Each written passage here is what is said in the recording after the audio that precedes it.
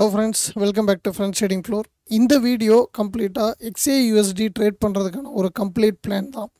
அதாவது எந்த விதமான காம்ப்ளிகேட்டடான ட்ரேடிங் ஸ்ட்ராட்டஜிஸும் தேடாமல் சிம்பிளாக ஒரு சப்போர்ட் அண்ட் ரெசிஸ்டன்ஸ் அந்த லெவல் மட்டும் யூஸ் பண்ணி கோல்டு ட்ரேட் பண்ண முடியுமா அப்படின்றதுக்கான ஒரு அனலிசிஸ். ஏன்னா நம்ம டெலிகிராம் சேனலில் ஆல்ரெடி ஒரு அனலிசிஸ் ஒன்று கொடுத்துருந்தேன். அந்த அனலிசிஸில் ரொம்ப டீப்பாகலாம் கொடுக்கல, பை செல் அதெல்லாம் அது எப்போவுமே நம்ம தர்றதில்ல. ஜஸ்ட்டு லெவல் மட்டும் போஸ்ட் பண்ணியிருந்தேன். அந்த லெவல் பிரேக் அவுட் ஆகிட்டு என்ன நடந்துச்சு, அந்த லெவல் எடுக்கிறதுக்கான ரீசன் என்ன, ஸோ ஃப்யூச்சர்லேயும் இந்த மாதிரி லெவல்ஸ் ஒர்க் ஆகுமா, ஸோ அந்த லெவல்ஸ் எடுத்ததுக்கான கம்ப்ளீட் ஒரு ட்ரேடிங் பிளான் என்ன அப்படின்றத நம்ம வந்து இந்த வீடியோவில் ஒரு எக்ஸ்ப்ளனேஷனாக பார்க்க போகிறோம்.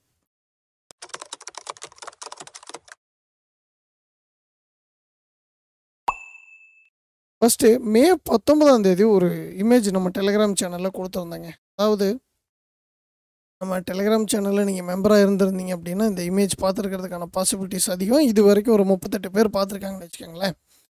கோல்டில் இந்த இடத்துல ஒரு பர்டிகுலர் லெவல், இந்த ரேஞ்சுக்கும் ப்ரைஸ் கன்சால்டேஷன் ஆகுது அப்படின்றத வந்து நான் வந்து ஒரு இமேஜ் தரேன். எந்த கண்டிஷனில் இந்த கேண்டில் ட்ரேட் ஆகிட்டுருக்கிறப்ப, ஓகேங்களா, ரைட்.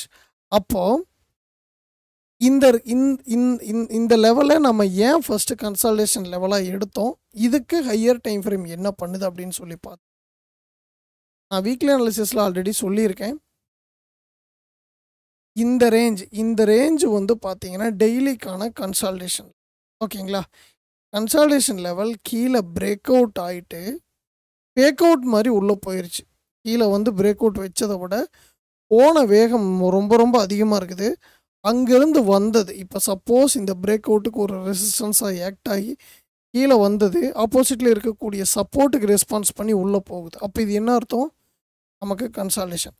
அப்போது இந்த லெவல் இந்த டேவோட ஃபேக் அவுட்டை உண்மையாக்குனா, இந்த ஃபேக் அவுட்டை வந்து உண்மையாக்குனா, சப்போஸ் மேலே நமக்கு பிரேக் அவுட் வச்சுச்சுன்னா இந்த கன்சால்டேஷன் ரேஞ்சோட ஹை வரைக்கும் போகலாம் அப்படின்றது என்னுடைய ஃபஸ்ட்டு வியூ. இதை நான் வீக்லி அனாலிசிஸ்லேயும் சொல்லியிருந்தேன். அண்ட் இன்னொரு வியூ என்ன அப்படின்னு சொல்லி பார்த்தீங்கன்னா ட்ரெண்ட் லைன் இது வந்து கவுண்டர் ட்ரெண்ட் லைன் தான். ஸோ இதை நம்ம ஒரு மேஜர் சப்ளைவாக எடுக்க தேவையில்லை. பட் ஆனால் ப்ரைஸ் இந்த மாதிரி ரேஞ்சஸ்க்கு ரெஸ்பான்ஸ் எடுக்கிறதுக்கான பாசிபிலிட்டிஸ் அதிகம், ஓகேங்களா. அப்போது இந்த லாஸ்ட் வீக்லி அனாலிசிஸ்லேயும் நம்ம சொல்லியிருந்தது என்ன அப்படின்னா, இந்த ரேஞ்சுக்கு கீழே சப்போர்ட் பண்ணலாம், சப்போர்ட் வந்து பிரேக் அவுட் ஆயிடுச்சுன்னா இது கீழே செல் பார்க்கலாம் அப்படின்றது தான், ரைட். இதெல்லாம் நம்மளுடைய வியூ. ஃபஸ்ட்டு நம்ம இந்த இடத்த கன்சால்டேஷனாக எடுத்ததுக்கான ரீசன் டெய்லியோட கன்சால்டேஷன் ரேஞ்சை ஃபேக் அவுட் பண்ணியிருக்குது.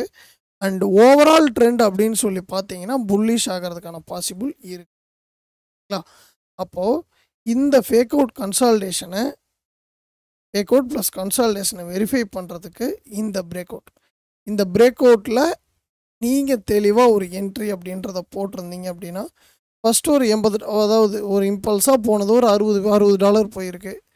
எகைன் நீங்கள் பார்த்தீங்க அப்படின்னா ஓவராலாக ஒரு $100 வரைக்கும் மூமெண்ட் வந்து போயிருக்கு, ஓகேங்களா. இதில் எந்த மாதிரியான பிளான் நாம் எக்ஸிக்யூட் பண்ணலாம் அப்படின்னு சொல்லி கேட்டீங்க அப்படின்னா, முதல் விஷயம் ஹையர் டைம் ஃப்ரேமை பேஸ் பண்ணி பார்க்கும்போது ஓவராலாக ப்ரைஸ் அப்படின்றது பையில் இருக்குது. அண்ட் அடுத்த ஒரு டைம் ஃப்ரேம், அந்த மிடில் டைம் ஃப்ரேம் நம்ம யூஸ் பண்ணுறோம் இல்லைங்களா, அந்த பேட்டர்னை ஃபாலோ பண்ணி பார்க்கும்போது கன்சால்டேஷனோட லோ ஃபேக் அவுட் ஆகி ப்ரைஸ் உள்ளே போகுது. அண்ட் வரக்கூடிய செல் ஆர்டர்ஸ் எல்லாமே ட்ராப் ஆகி பை சைடு திரும்புகிற கன்ஃபர்மேஷன் என்னன்னு சொல்லி கேட்டிங்கன்னா கோல்டை பை சைடு எடுத்துகிட்டு போயிருக்குது. இந்த ரேஞ்சுக்கு எகைன் ஒரு ரீடெஸ்ட் வந்திருந்தால் இன்னும் ப்ராப்பராக இருந்திருக்கும். பட் ஆனால் இந்த ரெசிஸ்டன்ஸுக்கு இப்போ வந்து ப்ரைஸ் என்ன பண்ணுது அப்படின்னா நிற்கிதுங்களா. இப்போ வந்து நிற்கிற ப்ரைஸ் இங்கிருந்து பை ஆகுமா அப்படின்றது நமக்கு தெரியாது. ஸோ இப்போ கரண்ட் சுச்சுவேஷனுக்கு பை அப்படின்றது இந்த ரெசிஸ்டன்ஸுக்கு மேலே வச்சுக்கலாம். அன்வான்டாக நம்ம வந்து எந்த விதமான கன்ஃபியூஷனுக்குள்ளேயும் போக வேண்டாம், ரைட். இது வந்து கரண்ட் மார்க்கெட் வரைக்கும் இப்போ இருக்கிற வியூ, ஓகே. அப்போது இந்த ரேஞ்ச் நம்ம எடுத்துட்டோம். இந்த கன்சால்டேஷனை ஃபேக் அவுட் பண்ணினதுக்கு அப்புறம் மேலே வச்ச இந்த பிரேக் அவுட்டில் போட்ட பை அப்படின்றது நார்மலாக ஒரு டார்கெட் வந்து தந்திருக்குது, ரைட். இந்த பை வந்து நம்ம எப்படி ப்ரெடிக்ட் பண்ணுறது, அதாவது ப்ரெடிக்ஷன் மீன்ஸ் அந்த ப்ரெடிக்ஷனுக்குள்ளே போகிறதுனால தான் நிறைய பேர்த்துக்கு லாஸ் வருது. இதோட ப்ராபபிலிட்டி செல் சைடை விட பை சைடு அதிகமாக இருக்குதுன்றதை நம்ம எப்படி தெரிஞ்சுக்கிறது அப்படின்னு சொல்லி கேட்டிங்க அப்படின்னா, முதல் விஷயம் வீக்லி சொல்கிறேன், சிம்பிளாக கேளுங்க, ரொம்ப காம்ப்ளிகேட்டடாக திங்க் பண்ணாதீங்க. நம்ம இந்த ரேஞ்சில் தான் வரைஞ்சிருக்கோம், ஓகேங்களா? இந்த ரேஞ்சுக்கு கீழே தான் நம்ம வந்து என்னென்னா பை ஏரியா வரைஞ்சிருக்கிறோம். அப்போது ஓவரால் வீக்லி அப்படின்றது பையில் இருக்குது. டெய்லி வந்து சின்னதாக செல் சைடு மாதிரி ஃப்ளோ வச்சு திரும்பினாலும் டெய்லியோட அந்த கன்சால்டேஷன் அப்படின்றது பார்த்தீங்க அப்படின்னா, கீழே பிரேக் அவுட் வைக்காமல் ஃபேக் அவுட் ஃபார்ம் ஆகி ப்ரைஸ் அடுத்த டே அப்படின்றது பார்த்தீங்க அப்படின்னா என்னவா ஃபார்ம் ஆகிருக்கு, ஒரு சப்போர்ட் அண்ட் ரெசிஸ்டன்ஸ் கன்சால்டேஷனாக ஃபார்ம் ஆகியிருக்கு. அப்போது ஒரு டேவில் ஓப்பனிங்லேருந்து ரெசிஸ்டன்ஸ் அண்டு க்ளோசிங் டைமில் ஒரு சப்போர்ட் ஃபார்ம் ஆகிட்டு அடுத்த டே ப்ரீவியஸ் டேவோட ரெசிஸ்டன்ஸுக்கு ரெஸ்பான்ஸ் பண்ணி செல்லும் ஆகுது அப்படின்னா அது வந்து கன்சால்டேஷன், ஓகேங்களா? ஆல்மோஸ்ட் இது நமக்கு என்னவா வேலை செய்யுது, ஒரு ப்ராப்பர் கீ லெவல், ஓகேங்களா? அந்த கீ லெவலுக்கு ப்ரைஸ் ரெஸ்பான்ஸ் எடுத்து என்ன பண்ணுதுன்னா ஆப்போசிட் சைடு, அதாவது நம்ம எதிர்பார்த்த வீக்லிக்கான ட்ரெண்டு சைடு, அந்த ட்ரெண்டு சைடு மார்க்கெட்டை உடச்சி எடுத்துகிட்டு போகுது. ஸோ இந்த ரேஞ்சில் நீங்கள் பை போட்டிருந்தீங்க அப்படின்னா நம்ம டெலிகிராம் குரூப்பில் டெலிகிராம் சேனலில் இருந்த இந்த மெசேஜை 38 பேர் என்றைக்கு கம்ப்ளீட்டாக பார்த்தாங்கன்னு எனக்கு தெரியாது. பட் இந்த ப்ரைஸ் இந்த இந்த இந்த இந்த சார்ட்டை பார்த்து நீங்கள் யாராச்சும் ட்ரேட் போட்டிருந்தீங்க அப்படின்னா உங்களுடைய வியூ அண்டு அது எதனால் எடுத்தீங்க, நம்ம சேனலில் இமேஜ் ஜஸ்ட்டு போட்டதுனால எடுத்தீங்களா அல்லது உங்களுக்கே ஒரு கான்ஃபிடென்ட் வந்து என்ட்ரி எடுத்தீங்களா அப்படின்றத வந்து கீழே கமெண்ட் பாக்ஸில் சொல்லுங்கள்.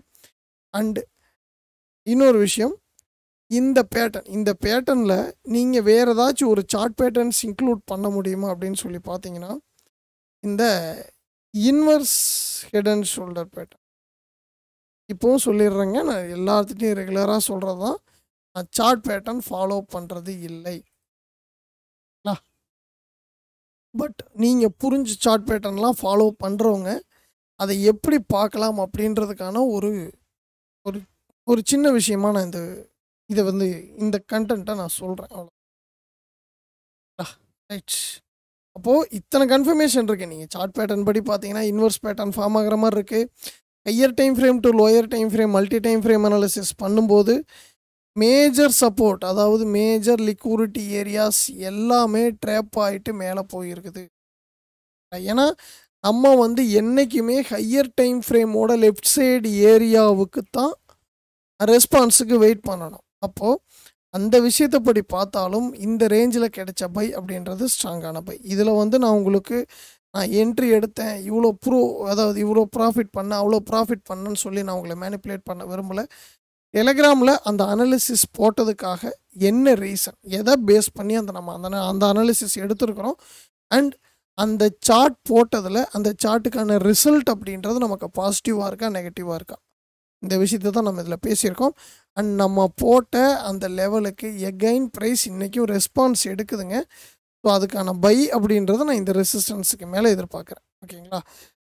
ஸோ அந்த ரெசிஸ்டன்ஸுக்கு மேலே எதிர்பார்க்குறோம் அப்படின்னா இந்த கன்சால்டேஷன் ரேஞ்சோக்கான பை நம்ம எதிர்பார்த்தோம் இல்லையா, அந்த பை வந்து எகைன் இது வந்து ஒரு நல்ல டார்கெட், ஒரு $150 இருக்குது, போகிறதுக்கான பாசிபிள் இருக்குது. அப்போ என்னென்னா இந்த கவுண்டர் ட்ரெண்ட் லைன் வந்து கம்ப்ளீட்டாக பிரேக் ஆகும். இதுதான் கோல்ட், இது ஒரு ட்ரேடிங் பிளான். அண்ட் நீங்கள் இந்த மாதிரி ஹையர் டைம் ஃப்ரேமோட டைரக்ஷனுக்கு, அதாவது ஹையர் டைம் ஃப்ரேமோட டைரக்ஷன் அப்படின்றது தெரியாதவங்களுக்கு சொல்கிறேன், நம்ம சேனலில் ஆல்ரெடி வீடியோஸ் இருக்குது. இது ஹையர் டைம் ஃப்ரேமுக்கான டைரக்ஷன், லோயர் டைம் ஃப்ரேமுக்கான ட்ரெண்டு கன்ஃபர்மேஷனை எடுத்தீங்க அப்படின்னா நீங்களும் தெளிவாக ட்ரேட் போடலாம். இது ஒரு பேட்டர்ன். கோல்டில் நம்ம அனாலிசிஸ் பண்ணது எதை பேஸ் பண்ணி அனாலிசிஸ் பண்ணணும் அண்ட் இப்போ இருக்கிற சுச்சுவேஷனுக்கு அடுத்து எங்கே போகிறதுக்கான ப்ராபபிலிட்டிஸ் இருக்குது, ஸோ அந்த விஷயத்தையும் டிஸ்கஸ் பண்ணியிருக்கோம். ஸோ இது சம்மந்தப்பட்ட உங்களோட கருத்துக்கள், இந்த சார்ட் ஃபாலோ பண்ணீங்களா ஃபாலோ பண்ணலையா, அல்லது இந்த மாதிரி வியூ உங்களுக்கு டெலிகிராம் சேனலில் வேணுமா? ஏன்னா நம்ம ஒரு ரேஞ்ச் இப்போ இந்த மாதிரி கன்சல்டேஷன் ரேஞ்சு தாங்கிறத தெளிவாக எடுத்து கொடுத்தா கூட நான் என்னுடைய ப்ராக்டிஸ்க்கு யூஸ் பண்ணிக்குவேன் அந்த மாதிரி நீங்கள் இருந்தீங்கன்னா கூட பரவாயில்ல. உங்களுடைய கருத்துக்கள் எதுவாக இருந்தாலும் கமெண்ட் பாக்ஸில் சொல்லுங்கள். வீடியோ பிடிச்சிருந்துச்சுன்னா சேனலுக்கு சப்போர்ட் பண்ணுங்கள். இதே மாதிரி யூஸ்ஃபுல்லான வீடியோஸ்க்கு சேனலை சப்ஸ்கிரைப் பண்ணிக்கிங்க. இன்னொரு யூஸ்ஃபுல்லான வீடியோவில் சந்திப்போம். தெளிவாக ட்ரேடிங்கை பொறுமையாக கற்றுக்கிட்டு தாராளமாக நீங்களும் ஒரு நல்ல ட்ரேடராக வர முடியும். அன்வான்ட் கன்ஃபியூஷன்ஸை விட்டுருங்க. தெளிவாக சார்ட்டை கற்றுக்க ஆரம்பிங்க. நீங்களும் நல்ல ட்ரேடராக வரலாம். தேங்க்யூ.